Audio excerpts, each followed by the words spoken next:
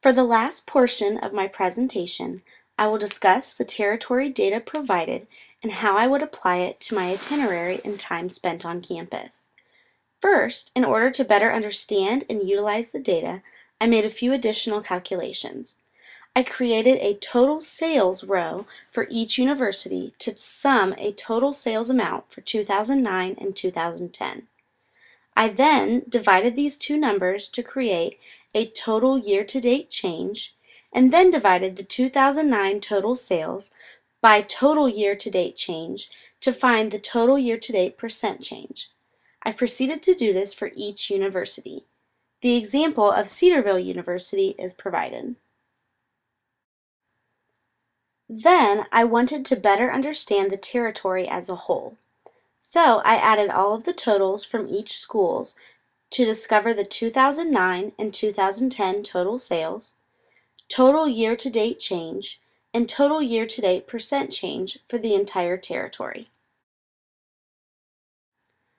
The next step was to divide the total 2009 sales for each university by the total 2009 sales in the territory as a whole to determine account size for each university by total sales. I was then able to rank each university by account size. Now that the data is easier to use and I have ranked each school by account size, I am able to better plan my itinerary. It is important to understand the account size of each school because schools with a larger account size make up a larger portion of sales and revenue for the territory as a whole. For example, as shown on this slide, Xavier University produced $221,500 in sales in 2009.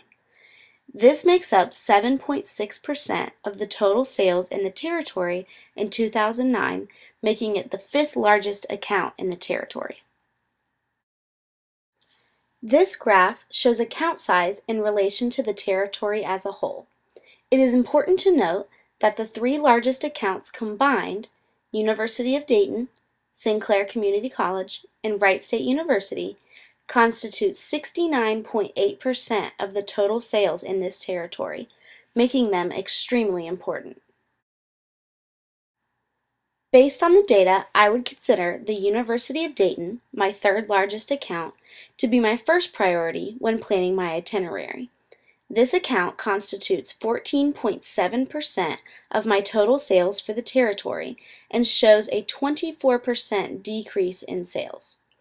I believe this would be my most important target because of account size and amount of decrease. Within the University of Dayton, the engineering department would be my main focus because of the $37.7 thousand loss in sales, followed by the computer science, information technology, and business and economic departments. These departments are where the biggest loss of sales has occurred, and hopefully an opportunity to recover this business exists. I would then focus on my first and second largest accounts, Sinclair Community College and Wright State University. These two schools combined represent 55.1% of total sales for the territory, and both schools showed increases in sales overall, 9% and 14% respectively. It is important to keep this positive momentum by maintaining an excellent level of service and being responsive to their needs in order to keep or increase these positive sales results. However, it is also important to recognize there is always room for improvement. While Sinclair Community College had an overall increase in sales, there were still individual departments that saw a decline. I would focus my energy on the careers department, followed by the education and engineering department. Again, even when considering departments, account size is important. While careers department saw only a 7% decrease in sales, that constitutes $15.8 thousand. On the other hand, the education department saw a 22% drop in sales, but it constitutes less revenue, placing the priority on the education department. At Wright State University, I would attempt to recover sales in the computer science, nursing, and student success departments while making sure to be specifically attentive and responsive to the education and business and economic departments. I would continue to plan my itinerary based on account size. again focusing on the areas where the largest amounts of revenue were lost, but not forgetting to maintain an exceptional level of service in departments where increases were seen to not lose momentum. Next, focusing on the University of Northwestern Ohio, specifically the Health and Sciences Department, followed by Xavier University in the Business and Economics Department. My next priority would be Cedarville University, specifically focusing on the Business and Economics Department and then the Education Department. Cedarville University is a smaller account than some of the others, but the Business and Economic Department saw a $17.1 thousand decrease, while the Education Department decreased by $8.2 thousand. A large majority of the revenue lost at Cedarville University was in these two departments and would be an important area to focus some energy on. I would then focus on Rhodes State College in the Business and Economics and Criminal Justice Department, and then College of Mount St. Joseph, specifically focusing on the Education Department. Finally, Edison Community College and Wright State University Lake Campus receive less of a focus simply due to their smaller account size.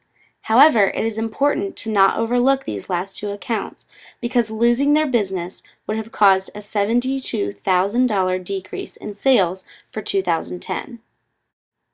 In regards to having a few questions about the sales data, I would certainly have a few questions to increase the effectiveness of this data. It would be useful to have information from more than just 2 years to identify long-term trends. Also, is there any additional information about the major decreases in the data, such as reasons provided by professors for the changes?